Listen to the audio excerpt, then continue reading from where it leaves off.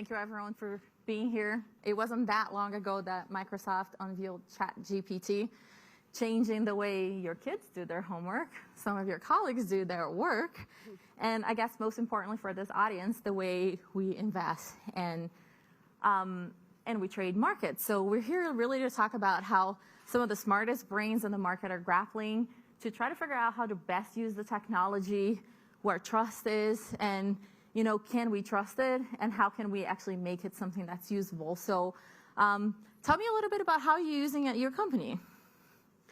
Good afternoon, everybody. Nice to see everyone. I'm Lule Demmissie. I am the U.S.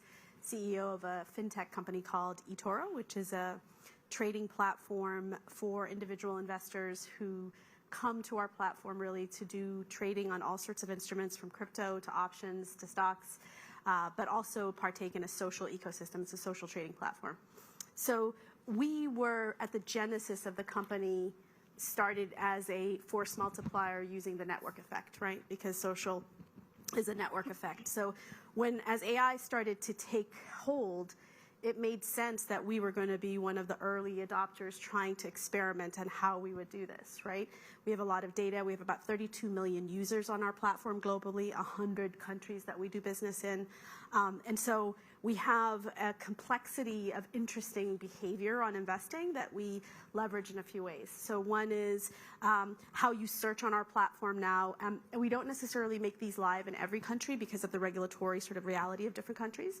So our search engine is optimized using AI. About 65 to 70% of every single question that comes from customers is actually served by our AI.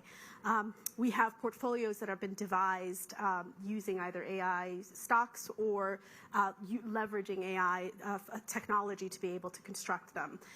We also have what we call popular investors, which are people who get followed, because we have an instrument called Copy, where you can copy other people's strategies. So you can optimize how you copy, who you copy, how you mix, using some of the AI engine sort of powered stuff that we do. So it's been really interesting experimenting, and no doubt about it, we're going to continue to experiment because, as I said, the genesis of the company is really suited for this. Kate. Great. Hi, everybody. Kate L. Hillow. I'm President and CIO at Russell Investments. And we've been using various forms of machine learning in our quant business and our research and development for many years. But probably about a year and a half ago, we started to broaden it out in terms of the rest of the investment team. And a big part of what we do, for those that don't know Russell, is that we select and hire managers from around the world, public and private, across all the different asset classes. And so we have lots of data that we've collected over the decades. But as we kind of looked and thought about how we were using it and how we actually had our process actually absorbing that data, it wasn't as dynamic, as it could be. And so a big piece of what we've been doing is, taking, a lot of that historical data that we've collected, but there's also just so much more enriched data that you can get on managers and different strategies now that we're starting to be able to pull into the various tools that we're creating. And the big theme that we have is really around looking for patterns and trends that, not only are the ones that we acknowledge and we've determined, for lack of a better word, were the things that drive the good versus bad managers or the best managers, but actually started to look through and see, are there patterns or trends that we're not seeing because of the way that we've kind of structured our process over the years that actually helps us think through, are there certain managers that in certain macro environments or for certain types of outcomes that we're trying to achieve for our clients are better suited to kind of compare and combine together. So that's probably one of the most practical versions of what we've done. The other thing I would say is the private markets, for those that kind of live in that world and know how challenging it is to get data. And the public markets, there's so much information you can get. And so it's almost like overload, and it's just like trying to figure out how to best analyze it. On the private side, it's so manual getting that information in. And so a lot of what we've done is more on the Gen AI side, finding different techniques to pull in that information, whether it's through research reports, discussions we're having with managers, press releases, anything that you can kind of pull in terms of that unstructured data and get it into a place where you actually can, because you can never do with human power, get enough information, again, to look at trends that you're seeing across different types of managers, the companies that they're invested in. And so those are probably the two most recent things that we've been doing that are really core to kind of how we invest. Artemiza? Yeah, so hi, I'm Artemiza Woodgate. I'm the CIO of Integrated Quantitative Investments. We are a quant shop, as the name says. We have been using AI. AI is actually, it's part of our DNA since we're quants. From day zero, we're heavy users, and it's throughout the entire process, whether it's from the data collection, data analysis, model identification, model signal selection, signal weighting, all the way through to trading, risk optimization, and so forth. So to us, if I think about AI, I love the way you asked the question. Nice around, well, ChatGPT came on board, a year and a half ago. Well, ChatGPT is like one of the small, changes in the marketplace and the evolution of what is a broad spectrum of AI. So machine learning has been around for a very long time. Big data and processing big data has been around for a very, very long time. So we're sort of, now adding one additional tool to our toolbox, aside from the machine learning models that are continuously improving. And within the Gen AI, I love what you said, Kate, around using that to basically come to better insights. I like to think of it as doubling my team. I tell everybody, now you have a personal assistant, okay? So you are who you are, and you're so much more efficient because now there's you squared. So that's where we're very heavy users of both machine learning and Gen AI throughout the entire process.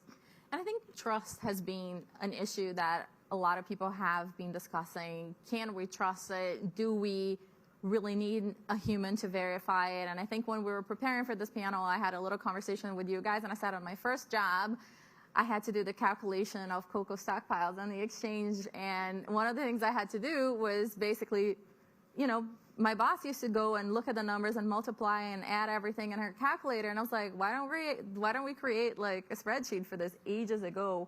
And she was like, can we trust this? And it took her a while to actually trust the spreadsheet. I wonder if we are in the same sort of space now with AI. Can we trust it? Do we need a human to verify? And I'm actually going to bring a question from the audience too. There is a QR code flashing sometimes that you can use. And I think the audience was asking, how do you see the prop models versus the open source? So I'm just going to open up to you guys, whoever wants to start. Maybe I'll start just in terms of the proprietary models. I mean, because from a data perspective, just go into open source. It's helpful in terms of kind of getting the information in, and then it also gets shared out. And so I know at least as we're thinking about it as a firm, it's trying to get that balance, right? It's about the trusting the data that we're using for sure, but it's more about the sharing of your IP out into the world that worries me more about kind of going open source. And so if you can mask it in some way because it's getting kind of aggregated with other information, maybe it's workable. But I do think that at least as I think about, ultimately we're running other people's money. And so the trust piece and making sure that we're rigorous in terms of the tools that we're building, that's always part of anything we do, but that's very natural. AI or Gen AI is just a different version of that. But I do think it's important to make sure that it is it's a newer technology. It's a newer way of thinking. It's a newer way of kind of approaching an investment problem. And so I do think having the humans, but the right humans that kind of have the skill set to actually think about how to use the tool, think about how to question the data, think about looking at the output and saying, okay, does this make sense or not? It's similar example I was thinking about when I first was working in finance and we were doing risk budgets, like your risk budgets, and you had to build your own covariance matrix, and and it was like a pain to do, but you did it, and you actually felt like you had a lot of control over it, and you did little things in the back end that you probably shouldn't have done, but because it made the answer look better. And then when we shifted to machines to do it in our prop systems, I was always so wary that the analysts didn't understand how the math worked, but they figured it out over time. And so I do think there's this transition that we're going to need to go through where it's a new tool, it's a new technology. You need the people that really understand how to actually apply it, helping us develop it and integrate it into the organization and the ecosystem. But ultimately, I think it's going to be like any other tool where we're going to be able to build it and you're going to be able to trust it. Artemiza? Yeah, I'd like to add to that, and maybe accentuate what Kate just talked about, having the skills to utilize the tool. Now, we used to hammer a nail. We used to put a nail in with a hammer. Now we all have the nail gun. Okay, so would someone who doesn't know how to build a house be able to build a house with a nail gun? That just because they have access to one? Well, no, you still need to know how to build a house. So using these tools, it's very important to understand what goes in and what comes out. How do you interpret it? I know nothing about the medical field. Okay, so if I ask ChatGPT questions about, am I sick and my knee's hurting? Well, do I have a doctor? Do I still need to go to a doctor or not? Do I just trust it? Maybe it gives me the right answer. Maybe it's not even a question of trusting the answer that comes out. It's just the ability to understand it and analyze it and interpret it and do something with it. And that's why I say, like you take our people on our team and let's say you square them or you multiply them, but you still have that person and their know-how and their ability to ask the questions, interact with the tools that then you can leverage. You can't, create a doctor from, a quant necessarily, without them going through proper training. That's at least my perspective. Yeah. Fair enough. Lulu, you want to weigh in? Yeah, I think that honestly, trust, although I'm going to say something really incendiary, I think it's the wrong word for the era we're living in. I think that what we need to figure out is, so there's a huge chasm between, I would say, 34 and under, 38-ish and under, and older when it comes to AI. So we do quarterly surveys of our customers, but as I said, we have 32 million users, so we also see what they do, right? And consistently, they rank technology and community higher than they do institutions and whatever else we do to increase trust for them. There's a chasm in which a generation has decided, I don't need you to be the go-between, just give me the tools to assess it. And because of that mental framework, what happens is they're better practiced at using these tools. And I actually think the way we're going to figure out what our new version of trust is back to what was just said, which is like you become a practiced user. And when you become a practiced user, you know where the dark corners are. You know how to ascertain certain things better. So I do think that to some extent, it's almost like this is a moment where we should be taught by the young. I think they have a different perspective. 98% of my staff is people who are 34 and under. So I've already been inducted into that space, whether I like it or not. And I do think that there is a mental framework that they bring forth that is incredibly useful in helping us understand how to approach the age of AI. And that sort of brings me to my next question. I think, how will the uses of AI be different if you are an institutional investor or a retail investor? And I think, Lulu, you have like a great perspective on that. Yeah, I think part of it is structural, right? So, Warren Buffett just came out, I think, yesterday or the day before, and he was talking about, I don't know what to do with all this cash, excess cash as an asset manager, as I have this mandate. I can't easily find, he didn't quite say it that way, but that's what he was saying. I can't easily find places that I could deploy capital in, right? Individual investors don't have a mandate of an institutional burden. They can look at a trend and see that mega caps are winning. They don't have something holding them back to be like, and so for them, ultimately, they look at the data and they look at, they're not, because platforms like eToro have empowered people to have access to these markets now, right? Ultimately, they can go and express those ideas on their own. So what you see on our platform is individuals taking advantage of what's happening now to take profit off the table. About 40% of them are selling in this environment. Then they go off and go deeper in the top names, right? The top mega names when they get a little cheaper. They partake in crypto. They don't have an institutional mandate holding them back. It is literally what they learn from the community, right? Because again, there's community within the ecosystem of eToro and community outside, their own research.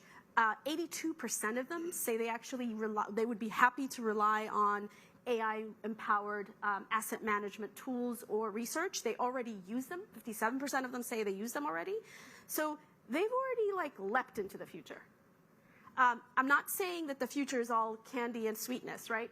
But I am saying that I think all innovation requires a certain level of leap in order to understand it in its ecosystem. And then we figure out what's the new normal of creating, managing the moral hazards and the rules of engagement around it. How does it work for you, Kate? Yeah, I think you said like the, I don't know, is it the institutional anchor or whatever it is. I mean, at the end of the day, if you're managing somebody else's money, there probably is a different bar that you feel like you need to clear in order to put $1 of capital to work. And so I do think that runs the risk of not taking as much risk, right? And not kind of being as innovative or exploratory in how some of these tools can be used. That said, if you look back, most investment processes are about kind of creating frameworks and models to kind of take in data and try to think about it in the environment they're operating in. And this is just an evolution of a way to do that. And so while I think institutional investors are going to be more cautious to just shift over or turn on an AI model to make investment decisions on how to run somebody's pension assets or somebody's endowment assets, I do think that there is an excitement from, I wouldn't just say the 30 and under. It's very interesting. I actually think it's the senior people, at least as I've experienced and just talking in the industry, senior people and the junior people that are really trying to understand how to apply this. And I do think that there's a great partnership, at least that I think in my organization, where we're creating sandboxes that are, let's just call it safe for people to try out new things, bring out new ideas, and it's giving them the chance to innovate and think about data in a different way than maybe the senior team members might think about it, but do it in a way that allows you to actually have some rigorous discussion around it and testing around it before you actually use it to actually invest somebody else's money. Yeah. Artemiza, I think I would love to weigh on that, but also in one of the audience's questions, how do you separate hype from reality? Right. Well, that's a difficult question to answer, hype versus reality. And, for us, machine learning has been part of who we are, but AI is much broader than that. It's about facial recognition, it's about robotics, it's about so much more. And, generative AI is one tool there. Next, machine learning and things are related and so on and so forth. So I think there's definitely a reality that has been around for a very long time. I don't see it as just hype. And it's amazing how the new tools have been embraced by a much broader group, which hopefully will lead to acceptance, which hopefully will lead to maybe even institutional investors, which are still humans, and have to make a decision whether or not to trust a quant manager. If you show them a machine learning model, then they say, oh yeah, we get it. ChatGPT told us all what it's about, But at the end of the day, yeah, I think there's probably quite a bit of reality, I think, in this. There is hype and excitement around any new technology. But it'll take a while between when that hype will be reflected in seeing a robot walking down the street and shaking your hand and, greeting you, or doing the next thing that people want to see that's visible in their faces. But the other thing that you also talked about was productivity, right? How now everyone has an assistant, and we know that, the U.S. and lots of places in the world are really facing a productivity crisis. Talk about how you use AI to increase your productivity. Right. Well, we have, free mandate, I guess, on my team, figure it out. Do as you wish, but the results, obviously, there is a certain research process that has to be adhered to. And I love there's also another question from the audience I see about best practices for refining the AI model versus prior manually driven analysis. There are best practices that need to be in place, whether it's investing other people's money, best practices for research, so you don't just data mine and believe spurious correlations, best practices for how to utilize these tools, so you don't just randomly start nailing everything to the wall. So all of these need to be adhered to, but beyond that, everybody's free to go ahead and do their research and learn. And it's in that learning part that is really where the AI steps in. The prior tools we had, let's say AI is about, and machine learning is about a model that learns on its own from the data. The prior manual-driven analysis, as the audience member asks, is about where the human says, I believe this is the structure. You go and you start cut your cookie left, up and down and up and down. So there's a human element versus a machine learning. The machine learns the model, and machine has that feedback loop. So it's useful to understand the machine learning and bring that in, but you need the human to validate that. You need the human to go ahead and interact with it and bring the results and follow the process so you don't, chase unicorns. Any thoughts on that? So for us, productivity is, I think that's very true, that productivity comes in a few categories. So one is where it improves scalable productivity. So as I said, 65% of our servicing of our customers now actually is taken care of through the bot, right? Where somebody will either prompt or monitor the bot, but that is happening. Our marketing team, over 60+% of work we do out of our marketing work is augmented by some sort of an AI machine tool somebody uses. So those are sort of like the scale work productivity. Then there's the individual work productivity, right? So what took us, 7 different people and several stops and cookie maker processes, now one person can produce an ad in 2 seconds, and that's that, right? So we've shrunk time when it comes to individuals that are producing without having as many handoffs. In fact, we have our options analyst out there today, right? So he publishes in the morning, he does his shows in the afternoon. He is essentially a self-contained pod with machinery around him and people, yes, around him as well. So I think there's individualized productivity that has come out of this, but there's also scalable productivity that has come out of it. And I think we are just scratching the surface on both. Kate. Yeah, I think the only thing I might, add, I think is a little bit of what we were just saying, that the prior technology was that like process automation and taking something that you kind of had created and doing it more efficiently, and RPA and all that type of stuff. I think about a year ago when we got basically a group of leaders together to start thinking about AI, Gen AI projects. So we did reach out to everybody at the firm and say, give us some ideas on things that could have a lot of impact that you think would be relevant to applying this type of technology. And 70% of what came back was more RPA, more process automation type of stuff. And so I do think, to make the point on AI, what is needs to be different is you need to think about transforming the process when you think about how to use some of this data. And that's where you actually get, I think, a scale and an impact in terms of productivity that's very different than at least the investing industry, I think, has seen. We've done a lot of process automation over the decades, and certain quant teams have improved their investment strategy, but really to change our business model, you need to think about this as transformative. And so you need to start out maybe early stages doing this stuff that we know how to do. And so like we do manager meetings, we get in data, let's take that in and have a machine try to help us do it better. But what I'm really excited about in terms of productivity is when we actually get enough people within the organization that understand now how to apply these type of technologies to actually do something different and something better. And that's the piece where I think the real productivity and margin differences and the real change in our industry is going to happen. And do you think, as one of the audience members is asking, have you been able to measure, data validation? How has that happened for you? Oh, well, I'm going to give you a couple of quick examples. Right? So I have some fun ones. So I had a fixed income portfolio manager left our R&D team, the one that already was doing machine learning. Within 6 months, she had automated herself out of 80% of her job. I was so excited. I can't tell you, I moved her into a much different role, and a different, more senior role, and one that was much more creative and innovative, trying to think through different ways to apply this to the investment process. But there is that another great example. We had a portfolio manager in London, multi-asset, complicated stuff, having to pull stuff from so many different places, because the asset classes, different systems. We had an intern come in, and within 2 cycles of quarterly reporting, took something that took 9 days down to basically 3 hours. I mean, the portfolio manager was, shocked and amazed at the same time, and just had to do a quick review.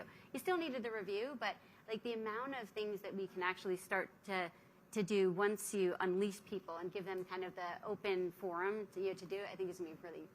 And with every new technology, AI is obviously attracting the attention of regulators. Is there anything that you're concerned about as regulators start looking closely into AI, and especially for this audience, the use of AI in markets and investing? My biggest worry is back to the sort of the mental framework part of it. So I think there are 2 fundamental things that I think regulation, by definition, is in the DNA of, right? So one is, whether it's policymakers or regulators, it's this protectionist attitude, right? So we must protect first. And sometimes when you do that, what you end up doing is make the cost of entry much more expensive for innovators to come in, because now they have to have a compliance department that's larger than their dev department, right? And that, I don't think, is the right answer. I do think that it is guardrail oriented that we need to have rules around, and not specific rules that seem prohibitive. I'll give you an example. I love the White House guidelines for AI that they published about a few months ago, at least 6 months ago, I think. The SEC one, I think, is a little bit more problematical, because it is very prescriptive in its an attempt to try to create the world. We don't know what this world, this brave new world, is going to be like. So in some ways, the regulation has to be guardrail oriented to allow for experimentation, and then we course correct as we go along, whether it's with rules or the coding that we do, right? And so that's my worry, is that both policymakers and regulators may not have the mental framework to ensure that we end up actually making innovation slower in America, which would be a big problem from a sort of advancing innovation in America. Artemiza? Yeah, I actually think that at least on the institutional side, having been users of machine learning and big data for a long time, the regulators actually have have been actually pretty on top and have learned how to deal with, protecting individuals' personal information and making sure that you don't web scrape and what you web scrape and how, all those rules are set up to protect the individuals and the customers and so forth, and, understanding the risks associated with investing or utilizing certain techniques. I hope that they will apply the same mindset to understand what is there to protect without inhibiting, as you said, while allowing people to innovate, because otherwise it would be a real shame. And given how widely adopted this is, the new technology and how excited people are about it, I think there's a lot that can come out of it. But we do need to protect the individuals. And I shouldn't be able to find a data set or somehow scrape it and put it together that tells me exactly where you were yesterday at 2 o'clock and what you bought, right? So there is, I think we need that fine line and we need the protection in there within the right dose. And I mean, that's the last question from the audience too, Kate. Maybe you can help us with that one. What risks do you see associated with AI, considering that it learns much faster than humans and that pace is just likely to keep accelerating? Yeah, I mean, this is where I'll say two things. One, I've always in my career surrounded myself with people that understand the technology and all the stuff better than I do. And I think that that's going to be yet more important. We need to make sure we have the right people in the room to really understand these risks and how to control it. That said, I do think that this is something that is very solvable. And so, whether it is through some version of regulation, but I would think that it's a moment from an industry perspective or for us to really own, thinking through how we kind of use this information, how you use this data. There's going to be bad actors. Unfortunately, that's the world that we live in. And you need to kind of put the structures and the ways to detect that. Cyber risks that are associated with AI starts to get very concerning. You get data sets that are put out there that tell you a certain answer that make you invest in a certain way that lose you a whole lot of money. And there's been people there that are going to do that because they're going to be on the other side of the trade. So there definitely needs to be, with it, strong regulation, but also I think strong industry-wide participation and really thinking through how do you control this data and this information and how it's being used when it's actually getting put into the market. When you have it in the research arena, I feel a bit more comfortable that you can control it before it actually gets into the trading world and where it can actually do some real economic damage for individuals or corporations. But I do think that this is a moment where we need to take some ownership over this and try to figure out how to control it and police it. The one thing we haven't talked about, though, that I feel like we should mention is the cost of doing AI is quite prohibitive. One of the reasons we reached out to the firm to ask for ideas is we needed to prioritize what were the 3 to 5 projects that we were going to work on in 2023 that we thought would have a lot of impact, because when you start taking this type of data and the computing power that's required for it, it gets extraordinarily expensive. So I didn't want to end the discussion without us just mentioning that's going to be limiting as much more than the regulations are. I think. Yeah. Talk a little bit about the risks and the costs, Lule. So I would just double down on what she said, but I also think that what's probably going to happen is the megas will spend the money on the computational and the rest of us will consume the data and augment it. So I do think there will be sort of like a barnacle rock sort of relationship eventually where smaller innovators will start benefiting from the mass amount of data sort of work that the larger institutions have done. But if you're trying to be part of the circle of folks that are being, that are actually doing the computational power, it is incredibly expensive. Artemiza? Well, we're cloud-based, and I believe that there's a tremendous amount of work that has been done on the computational side to facilitate smaller players to become the barnacles. But there's a tremendous amount of data as well, that requires processing. So it is a bit of a, there's truth to both sides. It is more expensive. It's actually, quite expensive also in terms of human training to know how to employ the models and utilize them. But on the other hand, you also have access to a lot more candy, a lot more sugar to fuel the machine, so you're running high all the time, sugar high. So it's I think it's going to be, stepwise. You have a change in the human element and then change in the computational power and augmenting each other. We see tremendous evolution right now. And how long is it going to take for us to really be where you guys think we should be in the market? I still want my nanny, my robo nanny. That's a problem to be solved for any working mom. So I don't know when it's going to arrive. I think it is going to be super fast, and I think our problems are going to be whether us in this room are more native users of it than it is about anything else. Kate?